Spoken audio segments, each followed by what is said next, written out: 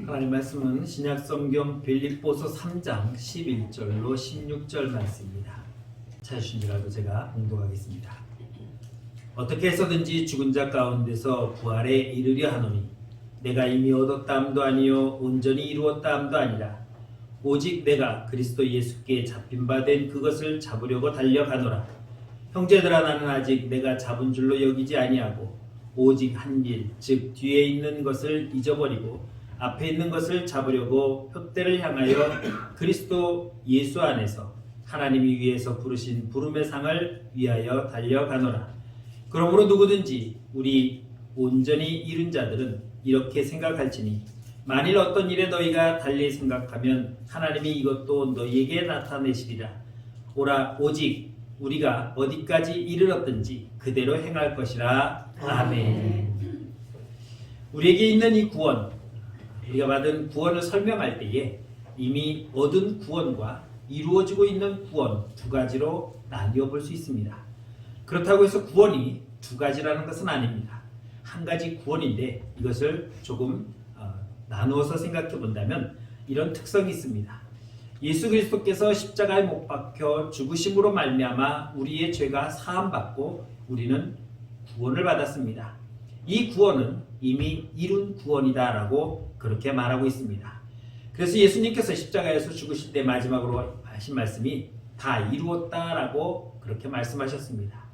우리의 구원을 다 이루시고 주님은 십자가에 못 박혀 죽으심으로 우리를 죄에서 사함받게 하신 것입니다. 2000년 전에 죽으신 그 예수님의 그 십자가는 바로 모든 사람들이 그를 믿을 때에 하나님은 그런 자들을 의인이다라고 그렇게 칭하셨습니다. 우리가 죄가 없어서 의인이 된 것이 아니라 예수 그리스도께서 대신 죽으심으로 말미암아 우리를 의인이라고 이제 그렇게 불러주겠다는 것입니다. 이것이 바로 칭의의 구원이다라고 신학적 용어로 그렇게 말합니다. 다시 말하면 우리를 의인이라고 칭해 준다는 것입니다. 죄가 없어 그런 것이 아니라 죄값을 예수님께서 대신 치러 주셨기 때문에 이제 우리를 의인이라고, 더 이상 죄인이라고 부르지 않겠다라고 말하고 있는 것입니다. 이 구원은 이미 이루어졌습니다. 예수 그리스도를 믿는 자마다 이미 이 구원을 이루었고 우리는 구원받은 하나님의 백성이 된 것입니다. 그렇다면 또 하나의 구원은 어떤 것인가? 우리가 땅에 씨앗을 뿌리면은 그 씨가 싹이 나고 또 자라서 꽃이 피고 열매를 맺어가며 자라가고 있음을 볼 수 있습니다. 다시 말하면 구원받은 우리는 이제 하나님의 백성으로서 하나님 말씀 가운데서 점차적으로 믿음이 성장해 가야 된다라고 말씀하고 있는 것입니다. 이거를 무엇이라고 말하냐면 신학적 용어로 말하면 성화의 구원이다라고 그렇게 말하는 것입니다. 예수님이 십자가의 죽으심으로 얻은 구원과 우리가 살아가면서 얻은 구원은 이것은 동시에 이루어진 것이기 때문에 분리하진 않습니다. 그러나 두 가지로 나누어 본다면 이미 우리가 예수 그리스도를 영접함으로 말미암아 얻은 칭의의 구원과 구원받은 내가 앞으로 하나님의 나라에 갈 때까지 살아가는 믿음의 변화의 삶을 말하는 성화의 구원으로 나뉘어 볼 수 있다고 말하는 것입니다. 방향은 같습니다. 방향은 한 군데입니다. 그러나 그 시기를 우리가 나누어 본다면 이 성화의 구원은 장수적으로나 또 시기적으로나 보면은 지금 이루어져 가고 있는 것이다 라고 말할 수 있습니다. 그래서 점진적이라는 말을 씁니다. 점점점 자라간다, 변화되어진다 라고 말하는 거죠. 우리는 여러분들이 아이를 낳아보셔서 아시겠지만 아이를 낳으면은 그 어린아이가 어제보나 오늘보나 똑같습니다. 그런데 시간이 지나다 보면 어느 순간 얘가 빵긋빵긋 웃기도 하다가 뒤집기도 하다가 기기도 하면서 잡고 일어서서 어느 순간 걷는 모습을 봅니다. 우리가 매일 볼 때는 자라지 않고 맨날 그 모양 그 형태로 있는 것 같은데 아이는 계속해서 자라가고 있었고 지금은 성인이 되어서 또 신장가가 자식을 낳고 잘 살고 있는 모습은 그 아이가 나로 인해서 태어나 자랐다는 것을 의미해 주는 것입니다. 마찬가지입니다. 우리는 예수 그리스도로 말미암아 주 안에서 새롭게 의인으로 거듭나서 태어났습니다.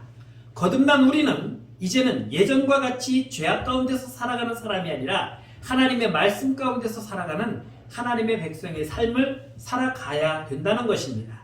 이것이 성화의 과정이고 이것이 날마다 우리가 거룩해져 가야 하는 믿음의 삶이라는 것입니다. 여러분들과 저희가 이렇게 믿음 생활하는 것, 이것은 바로 날마다 우리가 거룩해져 가는 삶으로의 변화를 만들어가는 과정이다라고 말할 수 있는 것입니다. 한 가지 질문을 드려본다면 여러분들은 다 예수 그리스도를 영접하고 구원받았습니다. 그렇다면 여러분은 죄가 없습니까? 죄가 있습니다. 저는 어제도 죄를 지었고 그저께도 죄를 지었습니다. 아마 오늘도 죄를 짓고 있을지도 모릅니다. 구원받았는데 왜 또 죄를 짓느냐? 여전히 우리는 이 죄악 가운데서 아직 살아가고 있는 삶이기 때문에 그렇습니다. 세상은 우리와 함께 더불어 살아가면서 끊임없이 우리를 유혹하고 우리를 죄를 짓게 만들어가고 있습니다. 그 죄로부터 어제는 내가 10만큼의 죄를 지었다면 오늘은 9만큼의 죄를 짓고 내일은 8, 그 다음에는 7, 6 점점 내가 생활하면서 짓는 죄의 수를 줄여가는 것, 이것이 점차적으로 내가 거룩해져가는 과정의 모습이다라고 이렇게 말씀드릴 수가 있는 것입니다. 그렇기 때문에 우리는 어제보다는 오늘보다는 내일, 내일보다는 모레가 조금씩 나아지는 삶으로의 변화를 만들어 가야 되는 것입니다. 그렇게 하십시오, 그렇게 해야 됩니다라고 한다고 해서 되는 것이 아니라 이것은 전적으로 자기 의지로 해야 하는 것입니다. 제가 백날 여기서 설교하면서 그렇게 사십시오라고 목이 터져라 설교를 외쳐도 여러분들이 끔찍 안 하면 소용없는 것입니다. 그렇기 때문에 말씀을 들었으면 그 말씀이 내가 거룩해져가는 과정 속에 필요한 말씀이니까 내가 그렇게 살아야 되겠구나라고 하는 의지를 가지고 바뀌어질 때에 내가 어제보다는 오늘보다는 내일 하나님 앞에 더욱더 거룩해져가는 모습으로 보여질 수가 있다는 것입니다. 아기를 낳았는데 자라지 않는 사람이 있어요. 정말 안 자라요. 그래서 남보다 훨씬 작아요. 나이는 20이 넘어서 30이 넘었는데도 키는 1m가 안 돼요. 문제가 있죠. 정상적이라면 자라야죠. 아무리 키가 작아도 그래도 어느 정도는 자라줘야 되는데 이거는 너무 안 자란 거예요. 무엇이 문제입니까? 문제가 있어도 큰 문제가 있는 거죠. 여러분, 내가 예수를 믿는다고 하면서 신앙생활을 한다고 하면서 그 삶에서 그냥 교회만 왔다 갔다 하면 아무런 변화가 없다면 나는 그렇게 자라지 않는 아이로 있을 수밖에 없다는 것입니다. 키가 자라고 생각이 자라고 믿음이 자라서 성인이 된 그런 모습, 성인의 생각과 성인의 체격과 성인의 어떤 행동이 나와야 되는데 요즘 그렇지 못한 사람도 많이 있죠. 요즘 학생들 보면은 굉장히 많이 커요. 쑥쑥 커요. 그런데 아무리 키가 커서 성인 노릇을 하는 것처럼 보여도 그들의 생각과 그들의 말을 들어보면 성인이 아닌 티가 많이 납니다. 행동을 보면 알게 되는 거죠. 우리는 내가 거룩해지기 위해서 최선을 다해서 힘써가야 되는 것입니다. 내가 노력하지 않으면 매일 그 모양 그 꼴로 남아있을 수밖에 없는 것입니다. 그렇기 때문에 우리는 몸부림쳐야 되고 또 변화되려고 움직여야 되는 것입니다. 애벌레가 매일 나뭇잎만 갉아먹는다고 해서 나비가 되는 거 아니에요. 어느 정도 자라면 꼬치를 만들어서 그 안에서 변화가 되어가지고 나비로 나올 수 있도록 몸부림쳐서 그 번데기 꼬치 안에서 나와서 날아야 진정한 나비가 되는 것처럼 그 안에 그대로 갇혀 있으면 절대로 나비가 될 수 없는 것입니다. 그래서 오늘 바울의 말씀을 통해서 우리는 표대를 향하여라고 하는 제목으로 함께 말씀을 나누고자 하는 것입니다. 이렇게 내가 성화의 삶, 거룩해져가는 삶을 살아가고자 하는 것을 오늘 바울 선생님은 뭐라고 말했냐면 12절의 말씀 보면은 잡으려고 달려간다라고 그렇게 표현하고 있습니다. 예전 성경에서는 뭐라고 표현했냐면 잡으려고 쫓아간다라고 그렇게 번역을 했는데 우리가 쓰고 있는 개정기에서는 달려간다라고 그렇게 말하고 있습니다. 같은 의미라고 말하지만 한번 생각해 보십시오. 달려가는 것과 쫓아가는 것, 어떤 것이 더 명확해 보입니까? 달려가는 것은 그냥 막 뛰는 거예요. 어느 방향인지 모르겠지만 야, 쟤 달려가. 어디로? 몰라. 막 달려가는 거예요. 어디로 가든지. 근데 쫓아가는 건 어떻습니까? 방향이 정해져 있어요. 어디로 갑니까? 앞을 쫓아가고 있는 거죠. 순경이 도둑놈을 봤으면 도둑놈을 쫓아가는 게 그 사람 순경이 쫓아가는 목표는 뭐입니까? 도둑놈이에요. 도둑놈을 보고 다른 데로 뛰어간다면 그건 아니죠. 우리는 어디를 향해서 달려가고 있습니까? 주님을 향해서 주님을 쫓아가고 있다라고 바울은 그렇게 말하고 있는 것입니다. 그래서 우리가 이 성화의 삶을 살아가는 것은 어떤 삶이냐? 쫓아가는 삶이다. 누구를 쫓아갑니까? 예수 그리스도를 쫓아가는 삶이다라고 말할 수 있는 것입니다. 이 성화의 삶을 살아가기 위해서, 쫓아가는 삶을 살아가기 위해서는 우리는 어떻게 해야 되는가? 오늘 바울은 12절에서 이렇게 말씀합니다. 내가 이미 얻었다함도 아니요 온전히 이루었다함도 아니라 오직 내가 그리스도 예수께 잡힌 바 된 그것을 잡으려고 달려간다라고 말씀하고 있습니다. 나는 이미 얻었다, 나는 이미 이루었다라고 말하는 것이 아니라, 나는 이미 되었다라고 말하는 것이 아니라, 그렇게 되려고, 그렇게 얻으려고 나는 지금도 달려가고 있다라고 말하고 있다는 것입니다. 난 이미 다 됐어. 난 더 이상 얻을 게 없어. 난 더 이상 배울 게 없어. 이 정도면 됐지. 나 정도만 살아봐.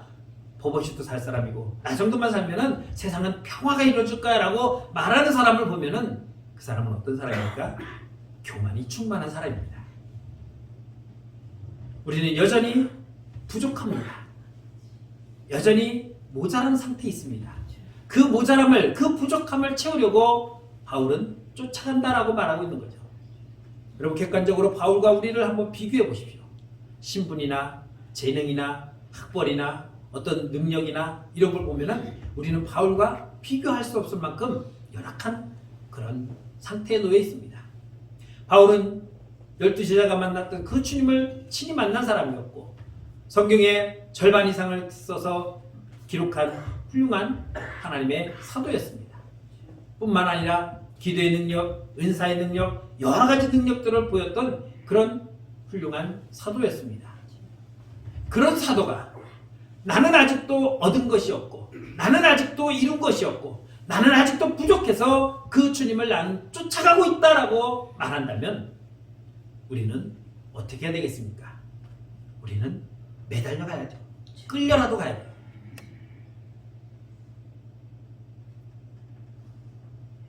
주님이 뿌리치지 않는다면 그냥 바지가랑이라도 잡고 끌려라도 가야 우리는 변화될 수 있다는 것을 말씀하고 있는 것입니다. 그래서 사도는 내가 많은 것을 얻은 것이 없다. 12절 말씀을 다시 한번 보면은 내가 이미 얻었다함도 아니요 온전히 이루었다함도 아니라 오직 내가 그리스도 예수께 잡힌 바 된 그것을 나는 아직도 잡으려고 달려가고 있을 뿐이다라고 말하고 있는 것입니다. 하나님 성도 여러분, 우리는 바울과 같이 달려가야 됩니다.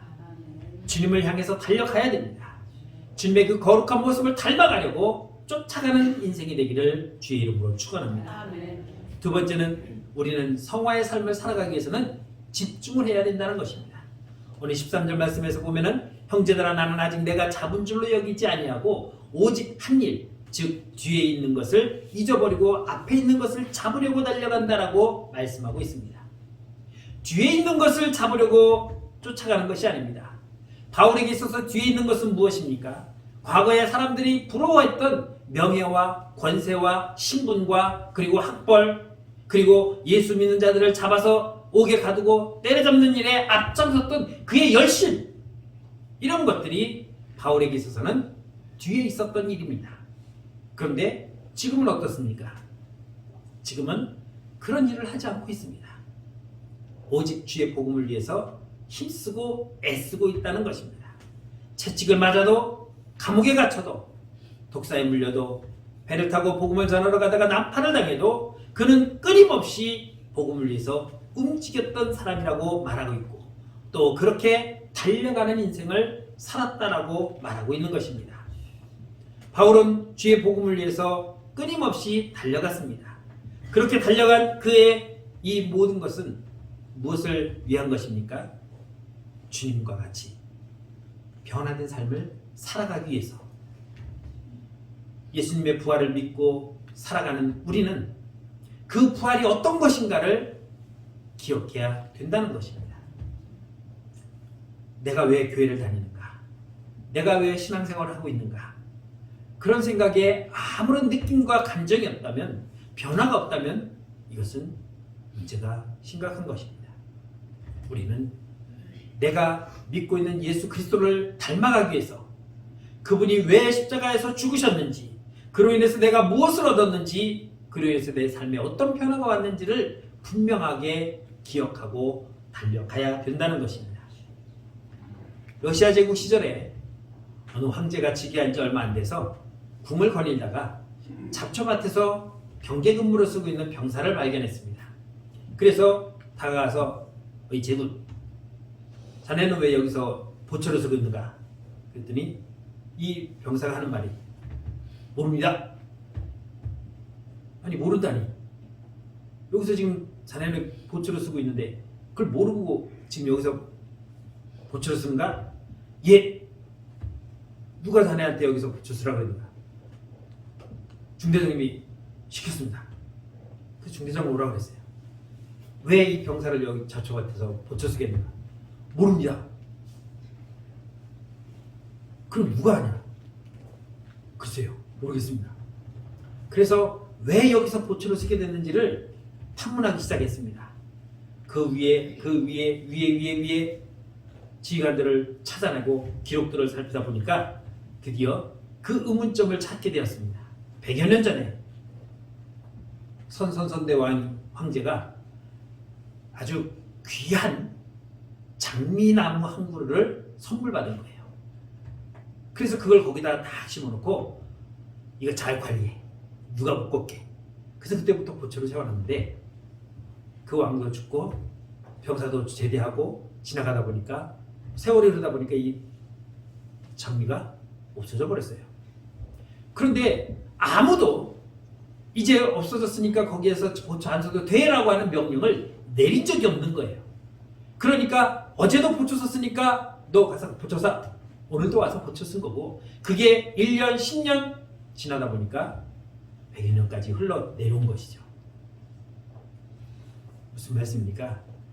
내가 살아가는 삶이 어떤 방향인지, 무엇인지를 모르고 살아간다면 그것처럼 무의미한 것이 없다는 것이죠.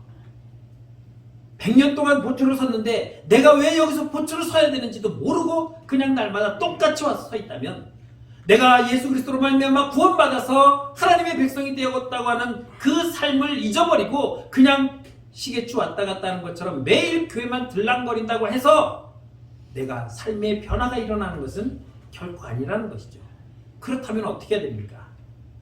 내가 여기에 왜 왔는지를 분명히 기억하고 집중하고, 그러면 내가 여기서 해야 할 일이 무엇인가? 주의 말씀으로 내가 변화되어져 가야 되는구나라는 것을 깨닫는다면 우리는 거룩한 삶의 목표를 향해서 나아갈 수 있다는 것입니다. 영국의 유명한 수상이었던 윈스턴 처칠이 이런 말을 했습니다.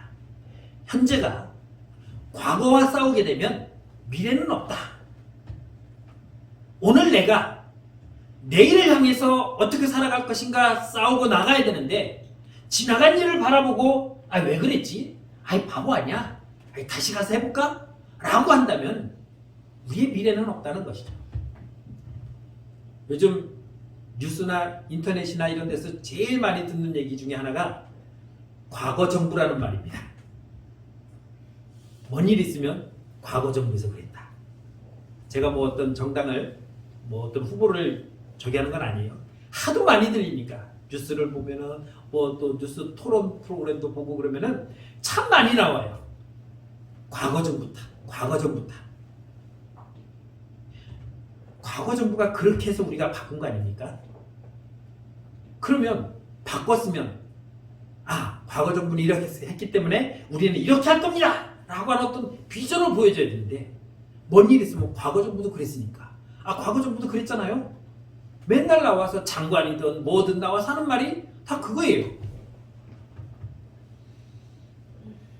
그 말을 들으면서 이 처칠의 말이 참 많이 생각이 나더라고요. 내일을 바라보려면 내일을 향해서 우리가 나아가야 되는데 내일은 안 바라보고 어제를 바라본다면 우리에게 더 이상 내일은 없다는 것입니다. 중국을 개방정책으로 이끌었던 등소평이 이런 말을 했습니다. 결속 과거, 미래 개혁.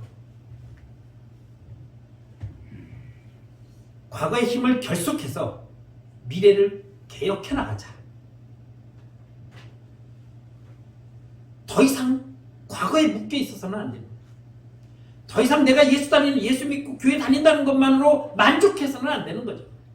우리는 주님을 향해서 주님 앞에 서는 그날까지 끊임없이 내 삶을 변화시켜 나가야 되는 것입니다. 아, 이만하면 됐지, 이만하면 괜찮을 거야 라고 하는 판단은 내가 하는 것이 아니라 주님이 하시는 겁니다. 우리는 가끔 그 결정을 내가 해요. 아, 이만하면 됐지 뭐. 내가 그래도 그 집사님보다는 낫지, 내가 그 장로님보다는 낫지, 내가 그 사람보다는 낫지 라는 판단을 다른 사람이 해줘야 되는데 내가 하고 있어요. 그러니까 나는 항상 나만 보고 있는 것이고 내가 있는 위치가 어느 위치인지를 모르고 있는 겁니다. 우리의 모습은 그래서 날마다 변화되어 가야 된다는 것입니다. 그렇게 변화되기 위해서는 세 번째 우리가 해야 하는 것은 목표를 잊어버리지 않아야 된다는 거죠. 우리의 목적이 무엇입니까? 우리의 목표가 무엇입니까? 하나님 앞에 거룩해져 가는 거예요. 오늘까지만 거룩해지고 내일부터는 거룩해지지 않아도 되는 것이 아니라 오늘도 내일도 미래도 우리가 주님 앞에 서는 그날까지 우리는 날마다 거룩해져 가야 하는 삶을 살아가야 된다는 것입니다. 그런데 자꾸 가다 보면 뒤로 또 가 있어요. 앞으로 가나 하고 보고 있으면 또 어느새 뒤에가 있어요. 아유, 왜 또 뒤로 갔습니까? 아유, 나도 몰라요. 쫓아가는 삶은 뒤를 보는 것이 아닙니다. 앞을 보는 거예요. 돌뿌리에 걸려서 한번 넘어졌으면 아, 이놈의 돌뿌리, 아이 내가 못 봤네. 그러면 가다가 주의해야죠. 어디 또 돌뿌리가 나와 있나. 그러면 살피다 보면 안 넘어지는데 그 많은 돌짝밭을 걸어 달려가면서 관심도 없이 그냥 하늘만 쳐다보고 달려가요. 그러니 또 넘어지죠. 또 넘어지죠. 바울은 오늘 10절과 11절에서 이렇게 말씀합니다. 내가 그리스도와 그 부활의 능력과 그 고난의 참여함을 알고자 하여 그의 죽으심을 본받아 어떻게 해서든지 죽은 자 가운데서 부활에 이르려 하노라고 말씀하고 있습니다. 바울의 목표는 한 가지입니다. 주님의 부활에 이르는 것. 주님의 부활에 이르기 위해서 해야 할 것이 무엇인가? 주님의 고난과 죽으심을 내가 본받아야 된다라는 것입니다. 죽어보지 않은 사람이 부활을 느끼겠습니까? 권사님 죽어보셨어요? 안 죽어보셨죠? 부활을 체험하셨습니까? 못 체험했어요. 왜요? 안 죽어봤기 때문에. 여기 있는 우리는 모두 부활의 책임을, 그 체험을 못 해봤어요. 왜? 안 죽었기 때문에. 주님의 고난과 그 죽으심을 본받는다는 것은 내가 끊임없이 주님과 같이 낮아지고 이 환난과 어려움을 이겨내며 싸우며 승리해가는 삶을 살아갈 때에 우리는 그 부활의 기쁨을 맛볼 수가 있게 된다는 것입니다. 달리기 선수가 출발선에서 준비 땅 하면은 어떻게 합니까? 총알같이 튀어나가요. 육상 경기 100m에 보면 트랙이 한 8명이 딱 쓰는데 레디 빵 하면은 8명이 순식간에 팍 튀어나가요. 그런데 튀어나가는 순간 한 사람은 저쪽으로 가고 한 사람은 뒤로 돌아가고 한 사람은 앞으로 가고 막 제각각 흩어지는 거 보셨습니까? 아니에요. 자기 라인을 지켜서 똑같이 그 8명이 한 군데만 바라보고 갑니다. 어딥니까? 저 앞에 있는 목표 결승점. 도착하는 시간은 달라도 동일하게 한 목표를 향해서 달려가고 있습니다. 달려가면서 막 스탠드에서 와 하니까 막 북소리 나고 막 응원하니까 나 응원하나? 나 아는 사람 왔나? 절대로 안 쳐다봐요. 함성이 터지든 고함 소리가 나든 어떤 일이 벌어져든 결승점을 향해서 달려가고 있습니다. 우리는 주님 앞으로 달려가는 그 선수와 같이 우리의 목표는, 우리의 표대는 바로 주님의 나라, 그 나라를 향해서 달려가야 되는 것입니다. 가다 보면 우리를 유혹하는 그런 일들이 많이 벌어집니다. 사단은 우리가 그 결승점으로 가지 못하도록 옆에서 소리 지릅니다. 나 좀 봐봐! 여기 봐봐! 여기 좋은 거 있어! 뻥! 소리도 내고, 그럼 우리 신경 쓰여서 쳐다보겠죠. 그런 삶이 우리에게서는 줄어들어야 된다는 것입니다. 전에는 막 소리만 나면은 뭔가 하고 막 여기도 쳐다보고 저기도 쳐다보고 우와 하고 갔는데 이제는 그런 거 볼 나이는 지났어요. 그래요. 옆에서 떠들든 말든 그래 그거 소용도 없어. 나하고 상관도 없는 건데 묵묵히 지나가는 거예요. 제가 중학교 1학년 때 친구와 함께 처음으로 난생 처음 백화점이라는 곳을 가봤어요. 변두리에 살다가 서울시내 한복판에 있는 신세계를 봤습니다. 생전 처음 보는 물건들이 얼마나 많은지 몰라요. 이런 것도 있었네. 더 놀란 건 가격이에요. 동그라미가 내가 생각했던 것보다 2~3개씩은 많아요.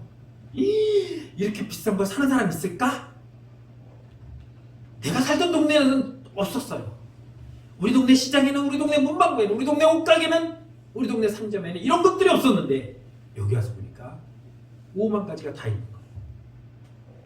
100가지가 넘어서 백화점인지 모르지만 아무튼 신세계를 바라봤습니다. 그래서 야 우리 백화점 구경할래? 구경을 참 많이 다녔어요.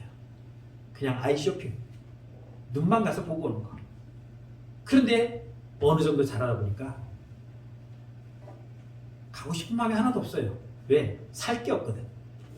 가서 가봤자 그게 그거고, 요즘은 인터넷이 있어갖고 뭐 필요하면 그냥 띠디디 골라서 띵 주문하면 돼요. 구경 안 해도 돼요. 이미 어떤 건지 알고 있어요. 누가 유혹을 해도,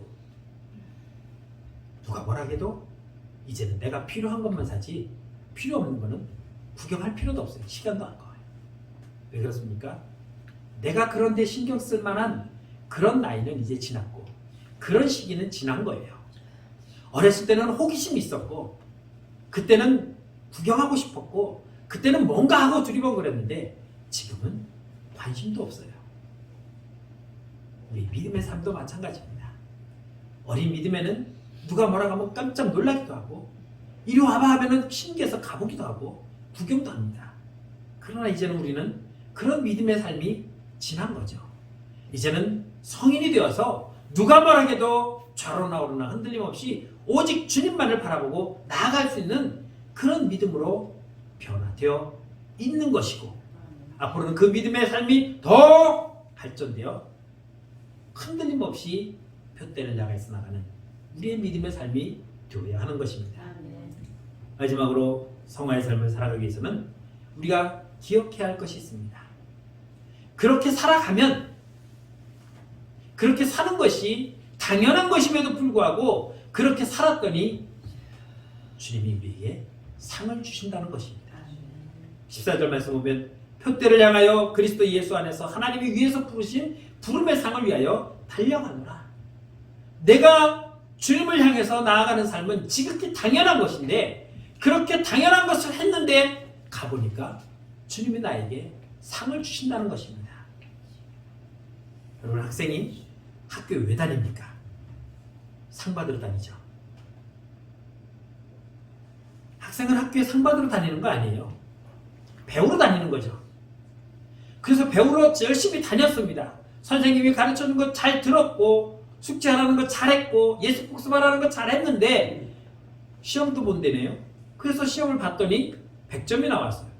100점이 나왔더니 뭐라고 하냐면 상 준대요. 전교생이 모인 데서 상을 딱 주더라고요. 내가 이걸 받으려고 한 건 아닌데 우리 믿음의 삶도 마찬가지입니다. 구원받은 우리는 믿음의 삶을 살아가는 것은 지극히 당연한 거예요. 그 당연한 것을 했을 뿐인데 주님은 우리에게 너 참 잘했다. 참 잘했다. 라고 우리에게 상을 주신다는 것이죠.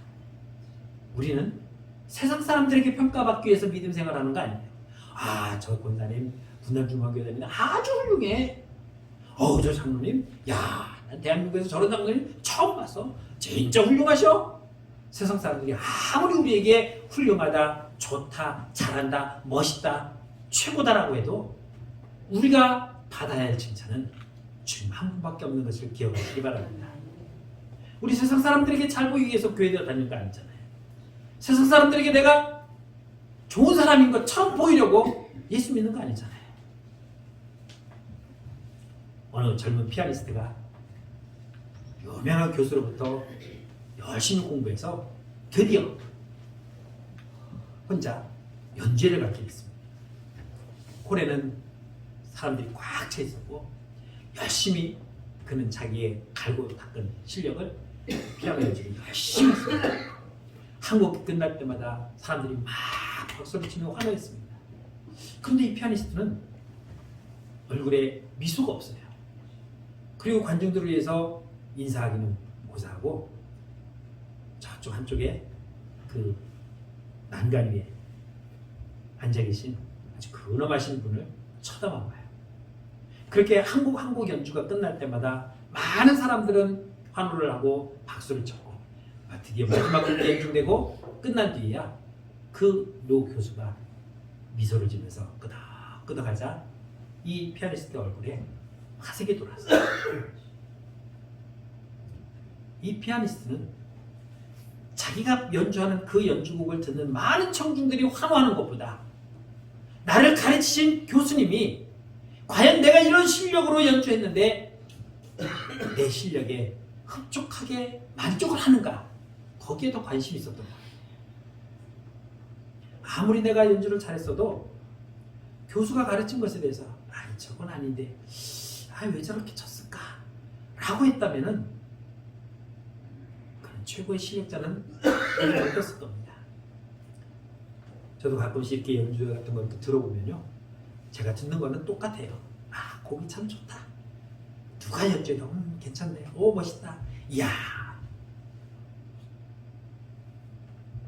제 귀는 막귀예요. 막 듣는 귀예요. 전문가의 귀는 아니에요. 그런데 전문가는 그 한 환음에 똑같은 음을 쳐도 어떻게 쳤느냐에 따라서 거기에 따라 평가를 달리하는데,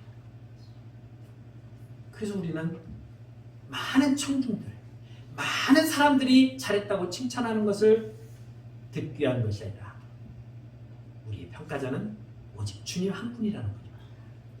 주님이 우리에게 너 참 잘했다라고 하면은 정말 잘한 거예요.